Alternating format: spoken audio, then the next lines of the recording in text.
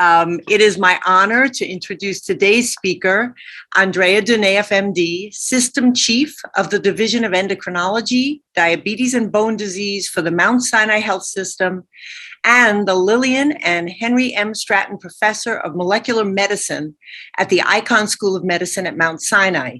Dr. Dunaif is an internationally recognized expert in endocrinology and women's health. She has published almost 200 scientific articles and served as past president of the Endocrine Society. She's also received numerous honors, including the Endocrine Society's highest award for patient-oriented research, the Clinical Investigator Award. Most importantly, her research on polycystic ovarian disease, PCOS, has led to increased awareness and new diagnostic and treatment paradigms.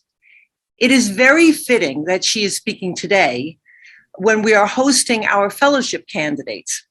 We have two tracks in our program, the Master Clinician and the Physician Scientist one. Dr. Dunaif is certainly a physician scientist of the highest order, but she is also a Master Clinician and has maintained a patient practice that focuses on PCOS throughout her long and illustrious career. I have known Dr. Dunaif for many years, initially as a teacher during her first iteration at Mount Sinai, then as a colleague and friend, and now as our division leader and my boss. It is difficult to come up with a recipe for career success, but in studying Dr. Dunaif's CV, there are undeniable ingredients. She had a passion for a field early on and decided to focus on it. She chose outstanding mentors and environments. She worked very, very hard. Those many papers, chapters, and grants did not write themselves. As a leader, she demands excellence from herself and others. Yes, as we all know, she sets the bar high and thereby lifts everyone's game. Hey, no pain, no gain. The feature I most admire about her is her fearlessness. She reinvents her work and learns new techniques as needed to achieve her goals. She began as a clinical researcher, directing the CRC here at Sinai, and now is conducting sophisticated molecular studies in order to decipher the genetic basis of PCOS, the topic of today's talk. Thank you and welcome. Well, thank you very much, Alice. And more importantly, thank you, Jeff, Gloria. I know it's always technically challenging. I'll probably have some challenges presenting, but I'm so glad that you and the other members of the family could attend and that we're having the opportunity to honor Walter, who was a dear mentor and then colleague for me. And I will, during my talk, sort of show you some of his contributions that really allowed me to progress in my studies. So let me see here.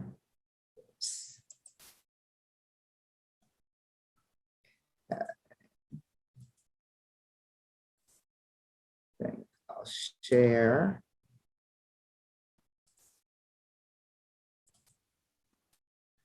So can everyone see the slides? Yes, yeah, that's perfect. Okay, great.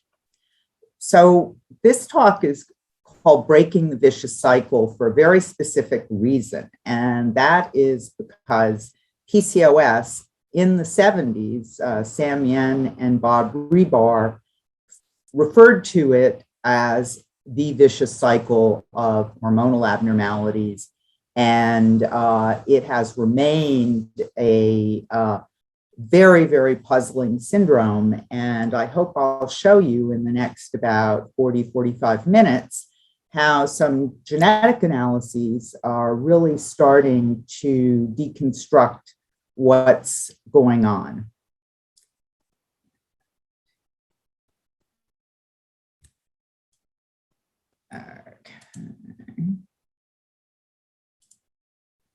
So why should we even care about PCOS? Well, for one thing, it's the most common endocrine disorder of reproductive age women. And depending on how you diagnose it, it affects 5 to 15% of women worldwide. It's the leading cause of anovulatory infertility. And we've realized over the past about 40 years, starting in the 1980s, that it has major metabolic abnormalities across the lifespan. There's fourfold increased risk for type 2 diabetes, and with a significantly younger age of onset. And we know now that the longer one has diabetes, the more substantial the adverse complications. And this is particularly true for youth onset diabetes. 50 to 80% of these women have obesity, depending on where they're from, particularly in the United States. About 80 to 90% are obese. And male as well as female first-degree relatives have features of the syndrome: insulin resistance, overweight, obesity, type 2 diabetes. And if one studies them in detail, you can find reproductive and metabolic abnormalities beginning really in infancy. Well, PCOS was just considered to be a benign reproductive disorder.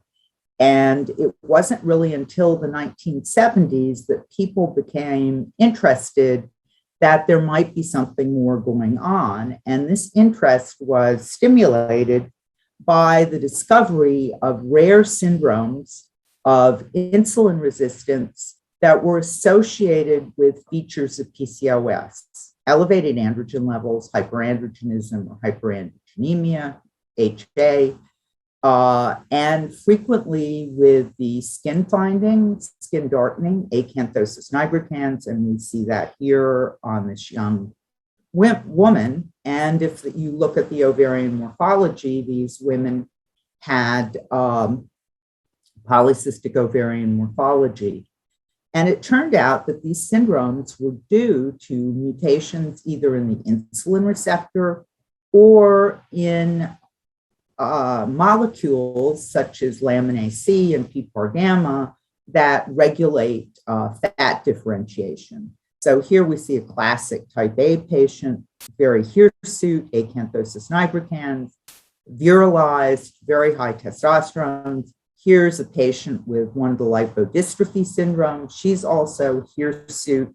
And you can see here the loss of peripheral subcutaneous fat.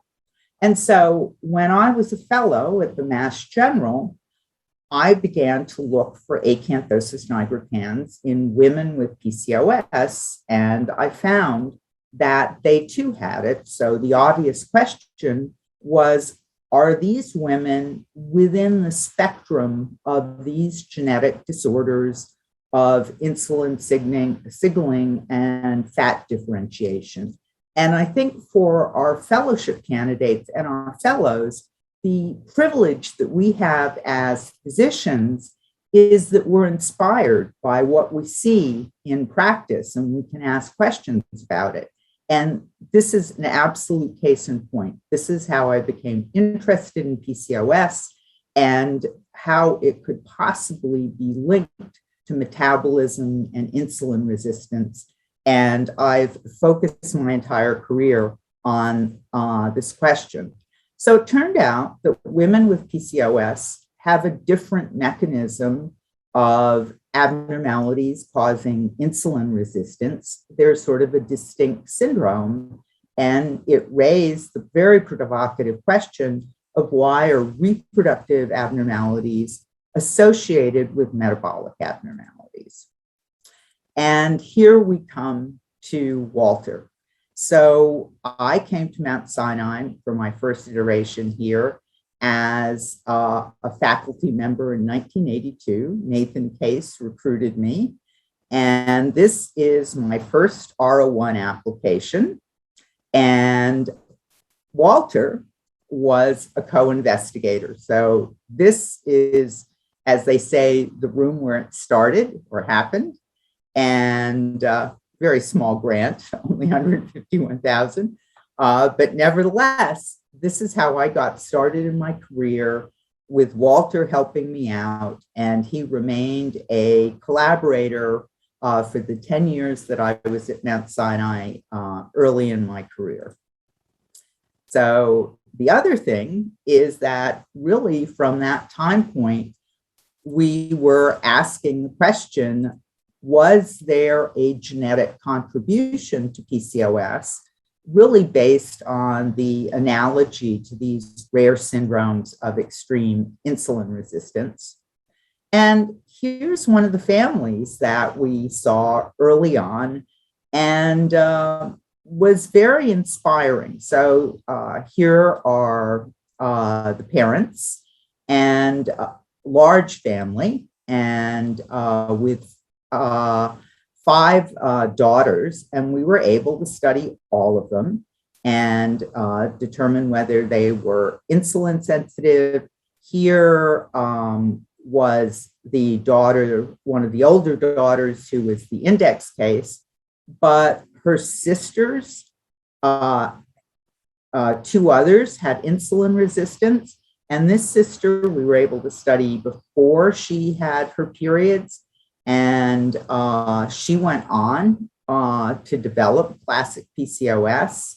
And so this family shows, number one, that PCOS runs in families and that the insulin resistance and hyperandrogenism occur together. So let's take a step back and just ask, what is PCOS? Well, it's really a syndrome that's a constellation of interrelated traits. And we have neuroendocrine abnormalities characterized by increased GnRH, which increases LH and simultaneously suppresses FSH. We have ovarian, and about 30% of the time, adrenal abnormalities. So there's increased testosterone production, and also anti-Mullerian hormone, or AMH, levels are increased. And it's felt that that just reflects the fact that there are an increased number of ovarian follicles, which are the structures that contain the eggs, the oocytes. But now there's some evidence that AMH itself may contribute to the syndrome. We have feedback abnormalities at the hypothalamic pituitary axis, which sustain these abnormalities in GnRH. And then we have metabolic abnormalities. We have insulin resistance leading to hyperinsulinemia, frequently obesity, and sex hormone binding globulin is an interesting molecule because it's associated with metabolic abnormalities as well as being an important binding protein for testosterone. And so insulin is the major regulator of sex hormone binding globulin. And as I said, there's this vicious cycle where the disordered gonadotropin secretion LH drives ovarian androgen production, and the testosterone feeds back to sustain this abnormal GnRH secretion. And so, as I said, we have the vicious cycle, and to date, we don't know what the etiology of PCOS is, how the syndrome starts.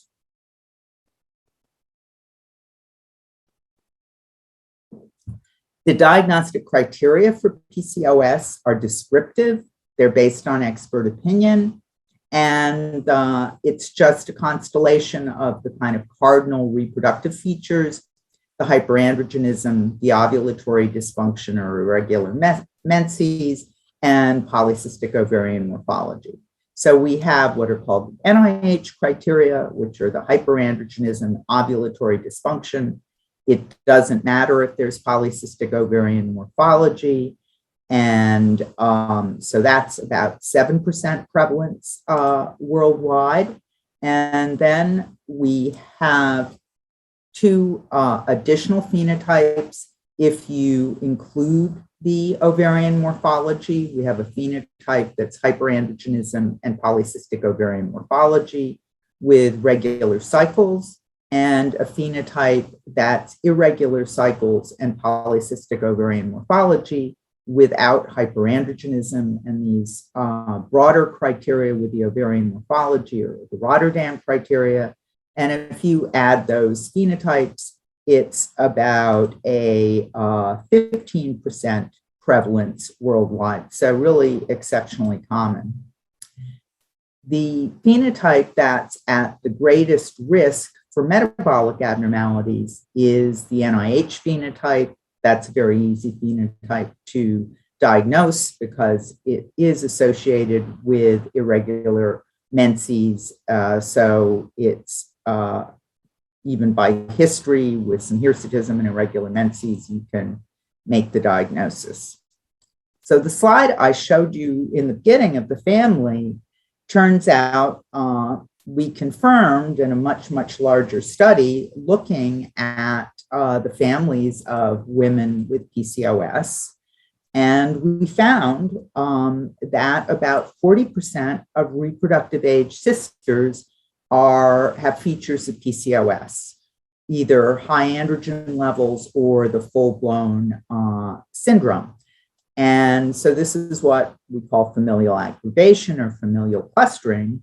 And it doesn't have a classic Mendelian distribution of inheritance. It's neither dominant or recessive, but there is the increased risk within the families. So this is what we call a complex or multifactorial genetic disease, where you have susceptibility genes that interact with environmental factors to give the final phenotype. And most common diseases that we see in medicine, like obesity and type 2 diabetes, are complex genetic diseases. And based on the fact that there is this evidence for genetic susceptibility, we did studies of family members.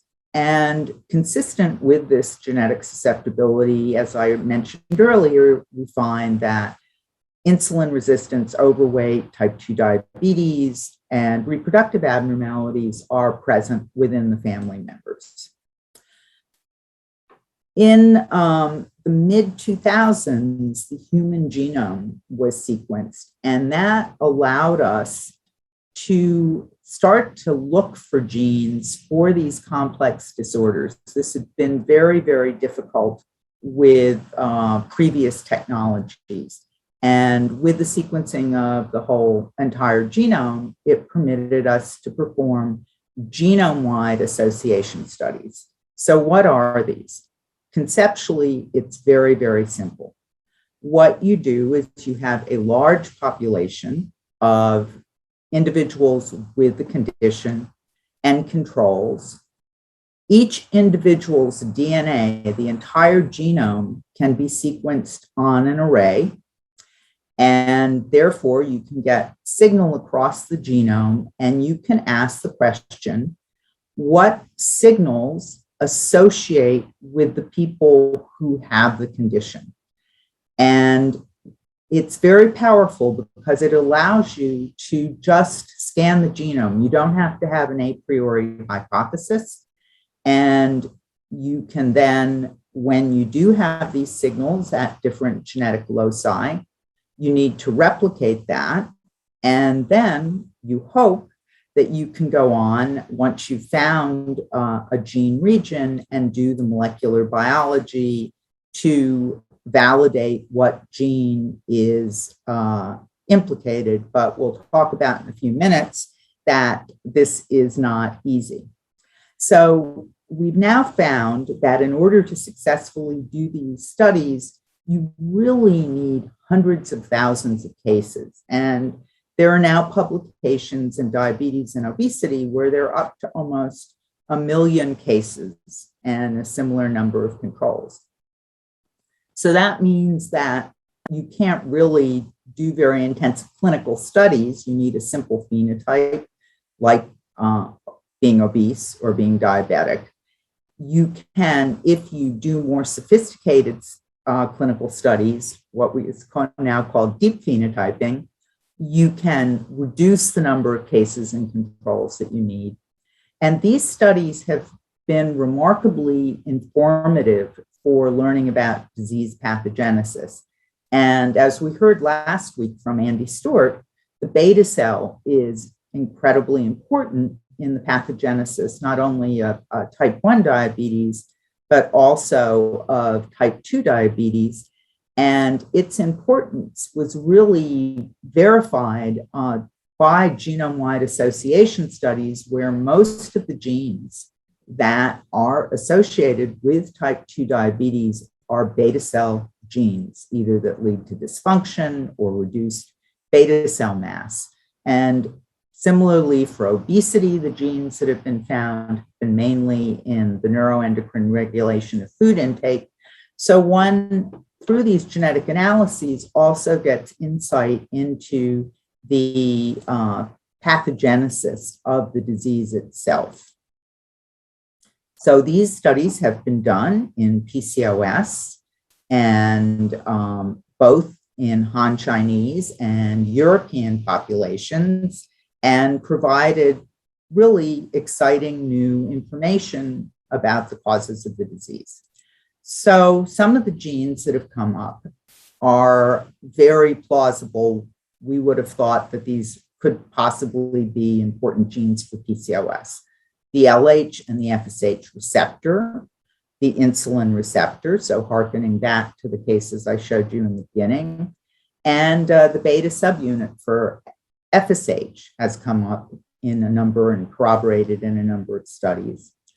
Other genes have come up that we didn't know the function, and when they were discovered as associated with PCOS, but we are now working through what these genes do and how they're important in the development of PCOS. And I'm going to talk a little bit more about this gene, DEN-D1A, in a minute. And you can see here that the Han Chinese and the Europeans share some of the same genes. So Theta, DEN-D1A are in both populations. RAB, in fact, share many of the same genes. And this has important insights into the population history and evolution of PCOS. So we know that human populations arose in Africa and then migrated out of Africa about 100,000 years ago, and Europeans diverged about 40 to 60,000 years ago from ancestral East Asian populations. And so if a gene is present in these two distinct populations, it implies that it was present before the populations diverged.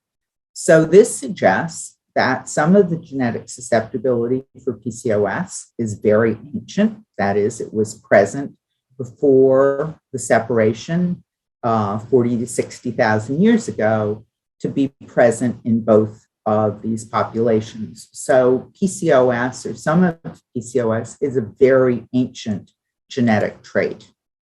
Now, I said that we were going to talk a little bit about DEN-D1A. And this gene was not known to have anything to do with reproduction. And Jerry Strauss and Jan McAllister looked into it, and they discovered that this gene turns out to be a very important regulator of androgen production, and its expression is increased in PCOS. And in fact, you can transfect it into theca cells, androgen secreting cells of the ovary, and make them look like a PCOS cell. So this is a whole new biology that has been discovered by finding that this is a gene associated with PCOS from genome-wide association studies. Now, there's another very important feature of this study, and that is the SNPs, the single nucleotide polymorphisms that are associated in the GWAS, don't cause the dysfunction of this gene. And you can sequence the whole gene, and you can't find what genetic variant is causing the increase in the activity of DEND1A. And this is something that's very characteristic of GWAS, that the genetic variants that are actually causal are very difficult to identify. And this is the major challenge in the field at this point. And we'll talk a little bit about approaches to deal with that. Another very, very important outcome of genome-wide association studies in PCOS has been the ability to look at the diagnostic criteria genetically to ask the question, if you use the NIH criteria as compared to the Rotterdam criteria, do you get genetically distinct subtypes of PCOS? So this is the entire analysis. These are 14 different loci from a meta-analysis that were significantly associated. And I'm just going to blow up part of this as an example. So what we have here are PCOS cases defined by NIH criteria compared to PCOS cases defined by the non-NIH Rotterdam criteria, those additional two phenotypes that I showed you. Then this is combined. This study, interestingly, had self-reported PCOS cases from 23andMe. And this is done for all the loci. And for 13 of the 14 loci, there was absolutely no significant difference between NIH PCOS and non-NIH Rotterdam PCOS. That is, that the genetic architecture of PCOS is similar whether or not you use the NIH or the Rotterdam criteria. Even the self-reported cases were similar to the ones with these rigorous diagnostic criteria. So this suggests that for most of the genetic loci, it doesn't make any difference how you diagnose PCOS. The genetics is similar. There was just one locus where there was a significant difference for NIH, and this suggests, since it's the insulin resistance and metabolic risk that's the major difference, that perhaps this is a region that has something to do with insulin resistance or other metabolic outcomes. So this study really should end all the debate in the field over which diagnostic criteria to use. The short answer is it doesn't make a difference. Another thing that was possible with this large meta-analysis was to look what are the genetics of the individual criteria for the diagnosis. So ovulatory dysfunction, polycystic ovarian morphology, testosterone, hyperandrogenism, also LH and FSH. The LH to FSH ratio were here. And what we see is most of the genes that are associated with PCOS are genes that are associated with either ovulatory dysfunction, and they overlap almost completely with the genes for polycystic ovarian morphology. So this is another incredibly important point, which means you take a history to get the history of irregular menses for ovulatory dysfunction. You don't need to do an ultrasound. You're getting the same information. Again, a very important point in terms of management of these patients. So there's just this one locus that's distinct here for ovulatory dysfunction. This is also another distinct locus for ovulatory dysfunction. Here's just one for morphology. Interestingly, testosterone is only associated with one. And then we have this unique one that doesn't overlap for hyperandrogenism. Another genetic analysis that's possible with the information from genome-wide association studies is called Mendelian randomization. And what this allows you to do is ask about disease causality. So we all know that when we do epidemiology, we're just looking at associations. And we don't know whether the two things that we see associated in epidemiologic study are causally related. And Mendelian randomization allows us to ask about causality, because if DNA variants are associated with an outcome, DNA is not subject to confounding by environmental factors or other risk factors. So what you're doing in a Mendelian randomization, you need to have a causal factor, an instrumental variable that has genetic variants that are strongly predictive. So there are genetic variants that are very strongly predictive of body mass index. So does obesity cause PCOS? You can use genetic variants that are strongly predictive of BMI, and then ask, are those genetic variants associated with genetic variants that predict PCOS? And therefore, you can actually ask the question, does genetically determined BMI cause PCOS? And this is not going to be confounded by other factors such as insulin resistance, which can contribute to PCOS and is tightly associated with BMI. So these Mendelian randomization studies have now been done extensively in PCOS, and it's been possible to show that BMI plays a causal role in the development of PCOS. Flipping it around, that PCOS plays a causal role in depression. That's something that we've already suspected from the epidemiology. Insulin plays a causal role in PCOS. There's an association causally between genes that are responsible for menopause timing and PCOS. Sex hormone binding globulin genes are predictive of PCOS, and testosterone, as a lot of people suspected but never were able to prove, is also causally associated with PCOS. And here's another image that gives a much clearer idea of what's going on.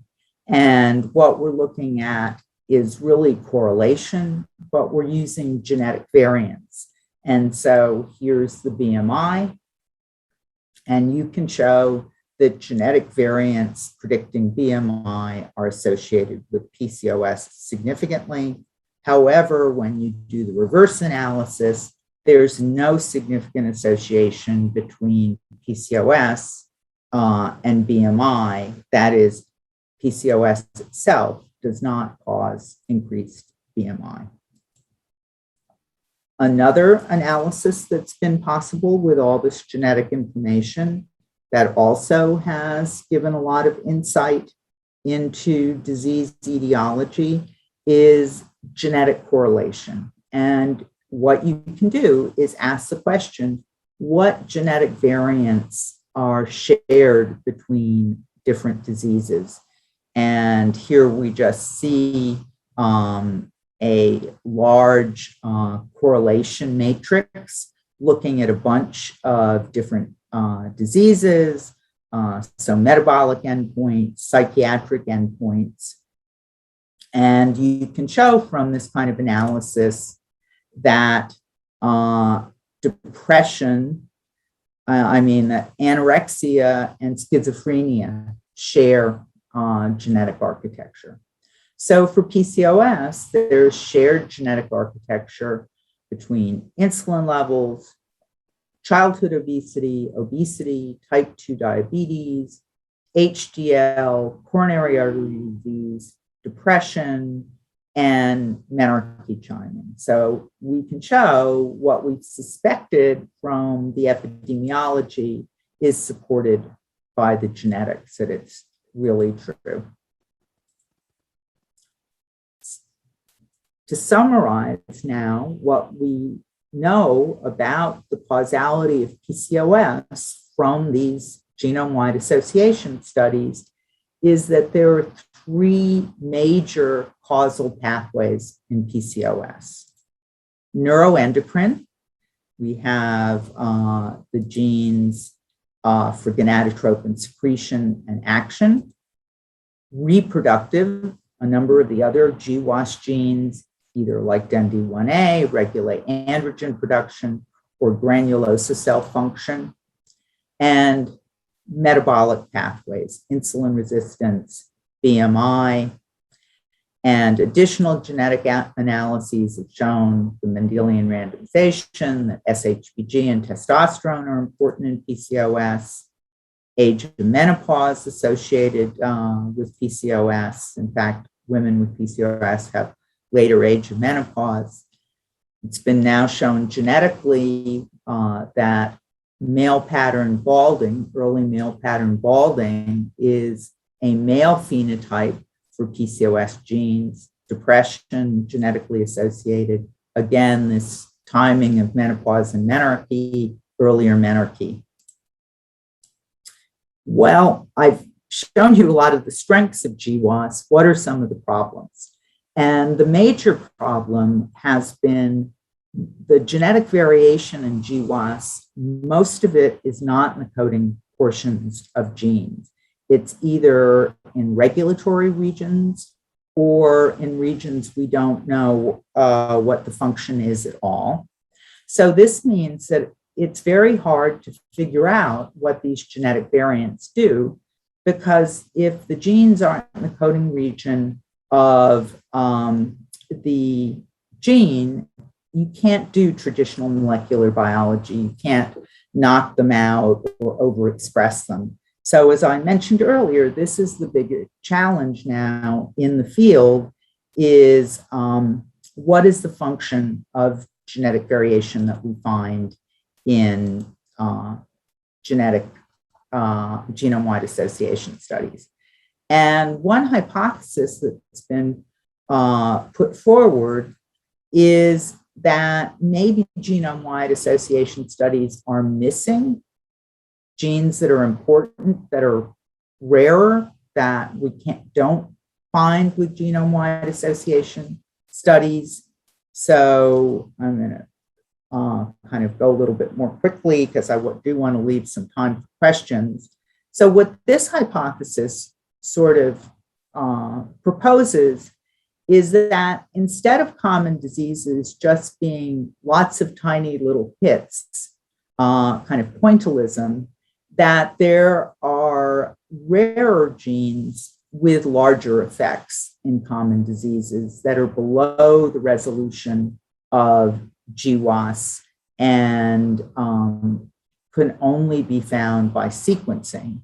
And with the cost of whole genome and whole exome sequencing really coming down very rapidly over the last 5 to 10 years, it's been feasible to test this hypothesis. So what you do with these studies is you sequence either the whole genome or the whole exome.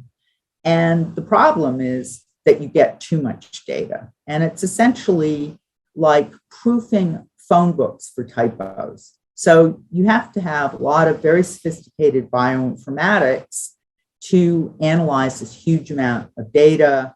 You can predict if any of the variation looks like it should be, disrupt the gene sequence. You can ask if certain genes have lots more variants than others. This is burden testing. You still come up with many, many, many potential genes involved, and you have a lot of work to do to figure it out. You can sequence candidate genes. It's helpful. It reduces the bioinformatics that you need to do, but you have to get really lucky. or you can do the whole genome or the whole exome. And it's great. It's agnostic like GWAS, but the bioinformatics, the amount of data, and the sample sizes you need are just very, very large sample sizes and huge amounts of data. So we've approached this in PCOS and have been able to show, first by candidate genes, that anti-Mullerian hormone and its receptor have rare functional variants that decrease the bioactivity of signaling through this pathway. And that's present in about 7% of European ancestry PCOS. We also have done this on a whole genome basis in families, which means that you sort of concentrate the variants since families tend to share variants. And at the genome-wide level, have shown that DND1A, the gene that's important in androgen regulation that I talked about earlier, rare variants are present in about 50% of families with PCOS. And associated here, we see with LH-FSH ratios. So if you have variants, you have higher LH to FSH than if you don't. And even if you're an unaffected sister.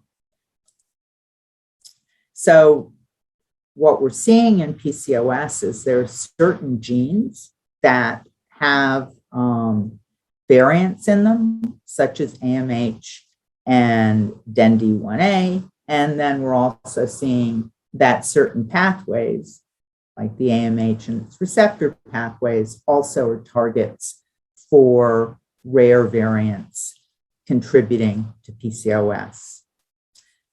Now, just circling back, I told you that Mendelian randomization has shown that genetically determined testosterone contributes to PCOS.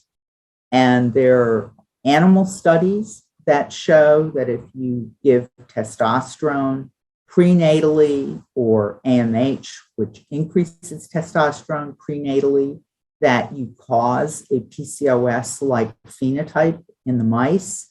And in fact, this persists over generations. So it's both evidence for an epigenetic as well as genetic actions. So for PCOS, we can say that the genetic architecture, in addition to our many GWAS common variants, we have rare variants that contribute to PCOS. So kind of to wrap up, how can we use these type of studies to really translate to clinical practice and defining the disease? And this is particularly problematic in PCOS because really most of what we know is just expert opinion. And even the so-called evidence-based guidelines, only 30 out of 175 are based on any evidence. And as we've seen in oncology, we're starting to now see in many diseases that as we have all the omic data as well as the large amounts of electronic health record data, we can move with big data approaches and modeling to defining diseases by how they share or are distinct in many, many different domains. And now for cancer, sequencing of cancers is clinically used so to determine therapies. And can we do this sort of mechanistic disease classification for PCOS? So the approaches that one uses to do this is one can take omic data or all features of diseases, clinical features, hormone levels, and with large data sets, one can look at the data to see if it aggregates in any way. And this is machine learning techniques. And so it's, again, agnostic. You're just asking, are there specific features of the data? So you can do one of these techniques is just clustering. And you can ask, what sets of data are more similar to each other? And there are mathematical parameters to determine whether these clusters actually are sets of data that are similar and not just chance. So we have done this now in PCOS, and we've found that there are distinct subsets of PCOS. About 20% of women have what we call a reproductive subtype. That is, they have higher LH, higher SHBG. About 35% have a metabolic subtype with higher BMI and insulin. And these subtypes not only replicate within the population we're looking at, so you can look at an independent data set, these are Europeans, but these subsets, these are present in other populations across ethnicities. So we see the same thing in Koreans, African Americans, Hispanics. So this seems to actually be true about PCOS, that it's not just one disease, that it's at least two, as people have suspected. So how do we validate that this is actually accurate? Well, we repeat the GWAS with the subtypes, and we find that these subtypes have distinct genetics. So the reproductive subtypes associated with 5 novel genetic regions, the metabolic with 1. And this is now well reported in complex traits that if you can make the subgroups more homogeneous, you have much more power in your genetic analyses. So this is like refracting light through a prism to get its components. And one has then much more power to detect genetics. So we're currently working on this, but we think that this may be a novel way to diagnose PCOS and to then predict its long-term outcomes. So kind of to wrap up, the genetic analyses have taken us from a condition that was a vicious cycle that we didn't understand to now a disorder that we have a lot of information about what the causal pathways are. We know that neuroendocrine abnormalities, metabolic abnormalities are very causal pathways, that androgen biosynthesis, in particular testosterone, probably plays a key role in the development of PCOS. Environmental factors contribute, probably intrauterine environment, obesity. We have shared common risk variants across all of these subtypes, same variants, but then we have distinct genetic contributors, rarer variants to the subtypes, such as the reproductive subtype. So I think as we progress in these studies, we're getting a much more comprehensive view of the etiology of PCOS. And within the next 5 to 10 years, I think how we diagnose it and predict outcomes is going to be totally transformed. And I know that Walter would have been delighted to see this work. He certainly was there at the beginning and remains with us in spirit. And I'd like to dedicate this work to him. And I'm so glad that we could honor him. And I also want to acknowledge the many other people who've worked with me on these studies across the years. So with that, I can take questions. I don't, Emily, know how you want to do this. So it looks like Dr. Coben has a raised hand, so you can go ahead and ask your question. And for everyone else, go ahead and either unmute yourselves after, or you can type your question in the chat box. Thank you. This is Dodie Coben. First of all, Andrea, thank you for a very elegant lecture and for all of your work over the past several decades, both starting with Walter, who was a mentor to many of us, and your subsequent work now in the molecular biology. So I have two questions. One, just going back to the 2014 study that you referred to with the GWAS analysis, where you looked at the overlap between the Rotterdam and non-Rotterdam groups. But in that study, were the non-androgenic Rotterdam group phenotype, the ones that just had reproductive and polycystic ovarian morphology, separated from the androgenic phenotypes of the Rotterdam? And my second question is more philosophical. If this is such a well-preserved syndrome or group of disorders, as you showed in your study of how the populations diverge from Africa, why is it so well preserved if it's a disorder that's associated with infertility? Okay, very excellent questions. In terms of the stratification by the diagnostic criteria, the two Rotterdam phenotypes weren't separated. So it was both the hyperandrogenic and the non-hyperandrogenic. Hopefully, as we get bigger sample sizes, we'll be able to ask that question. I think what's fascinating from that analysis is when you look at the association with testosterone, there was only one region that was associated with testosterone. It was much more the ovulatory dysfunction, polycystic ovary morphology that had the main genetic associations.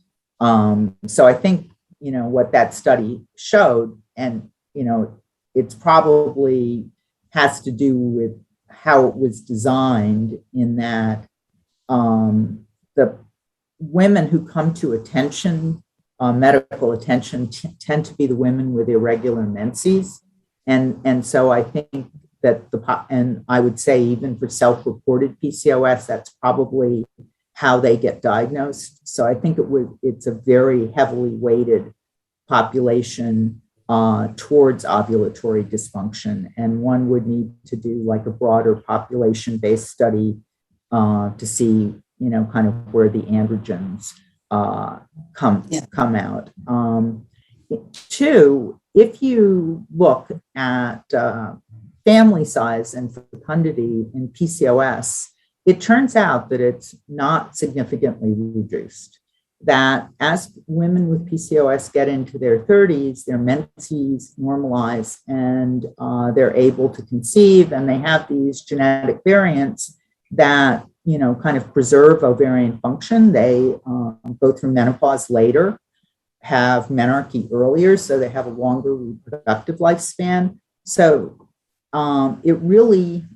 it's incorrect. I know we all say that, leading cause of infertility. It's the leading cause of anovulatory infertility in women in their 20s, but it gets better. So I think that's one reason that it's persisted in the population. And maybe it's some sort of a genetic variant to preserve fertility, or have fertility later, or have women be older when they have their children, so they're better moms. Thank you. Or worse moms. Depending. We have a next question from Dr. Levine. Is it known whether the genetic variations in DEN-D1A or AMH are associated with increased or decreased activity? So DEN-D1A, the functional studies haven't been completed yet. One would predict that they are functional variants that increase activity because DEN-D1A activity is increased. AMH, we've shown that the bioactivity of AMH with those variants is decreased. So there's decreased signaling, which is kind of interesting because there's this whole hypothesis like if you read The Scientist, PCOS has been solved. It's too much AMH in utero. And so at least in 7% of Europeans, that couldn't be true because they have decreased signaling through that pathway. Next, we have Dr. Stewart, if you want to unmute yourself. Yeah, thanks, Andrea. That was actually a fantastic talk.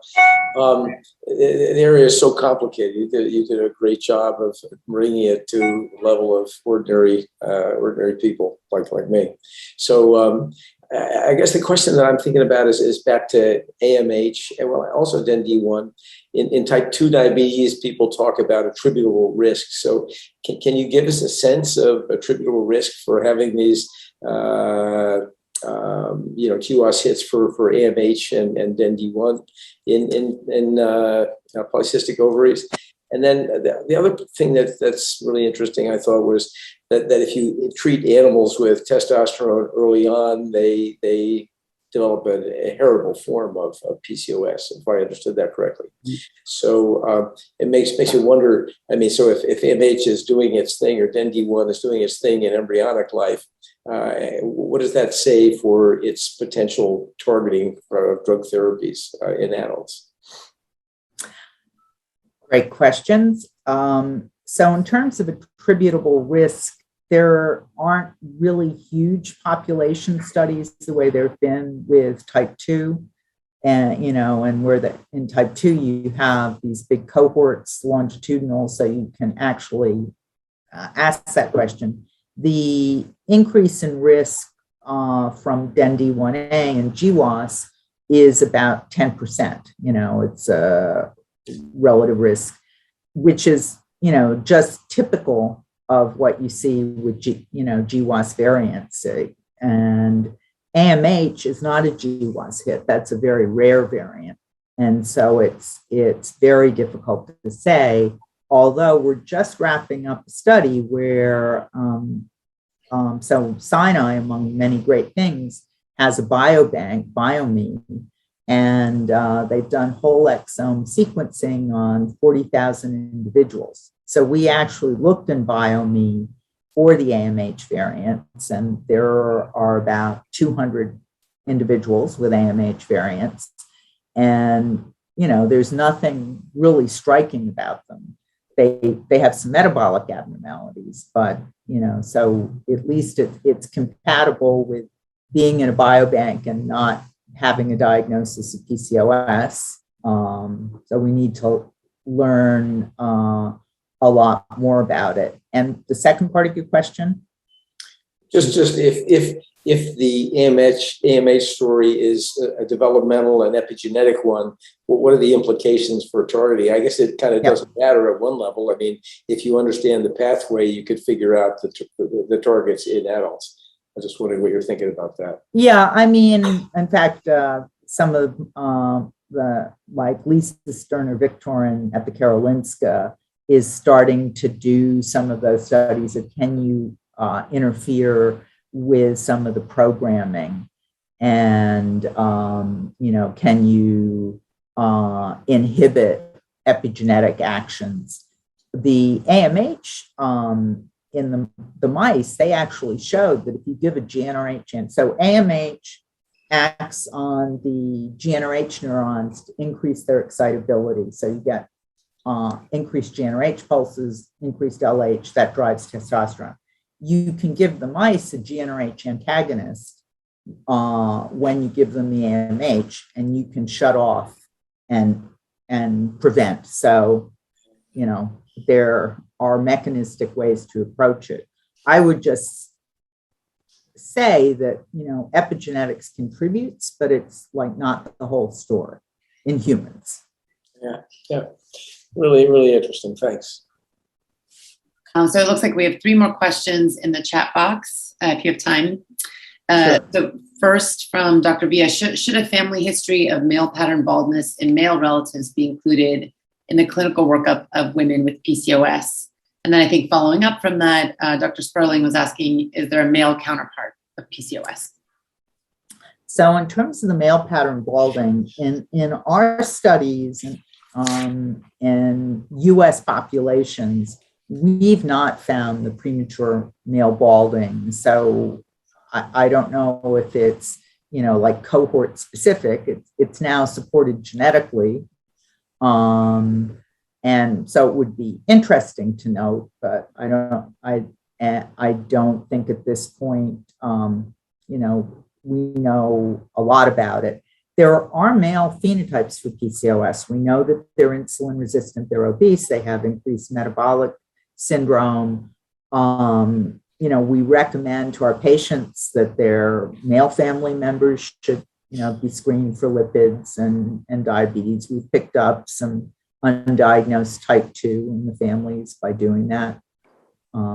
But, we pretty much do that anyway now, according to, primary care guidelines. Dr. Safer asks, regarding the gene expression that seems increased by testosterone exposure, even over generations, do we have any sense of how frequent the generational persistence is? Do we have any idea if the generational change is indefinite? And are there any factors that are associated with decreased gene expression? So they've only done, and these are mouse studies, there's some of the changes in gene expression that you see in mice exposed to testosterone, you also see in the daughters of women with PCOS. I mean, these are very, very small studies. It's just gone to third generation, the studies in the mice. And gene expression, I mean, there's increased as well and decreased gene expression in PCOS. So it depends on what you're looking at. It's usually just more robust when you're doing the studies to measure things that are increased. And then finally, it looks like Dr. Rayfield just was hoping for a commentary on a recent study that came out in JCM by Reisenberg et al. Regarding the health costs that are associated with PCOS. And then Dr. Coben just commented that it seemed to be more related to the metabolic effects, type 2 diabetes, rather than the reproductive ramifications related to PCOS. I don't know if you have any commentary. I mean, so that's Ricardo Aziz, and I think he did a study about 10 years ago, and just the reproductive was 4 billion. Now they've predicted with the metabolic that it's 8 billion. And yes, I think the metabolic, complications are what become the concern in women as they age. And NHLBI is sponsoring a conference in October on these long-term cardiometabolic risks in PCOS. What are they? What studies we need to do? We just, nobody follows these women after 40. Nobody really knows what happens to them. It's a real deficit in knowledge. I think that some of them are pregnancy related too. Yes. So they're at increased risk for gestational diabetes, pregnancy-induced hypertension, preeclampsia, eclampsia. So they have high-risk pregnancies. We need more collaboration with endos and these cases. I think that's one way to deal with it. All right, so I think that's a wrap of our questions.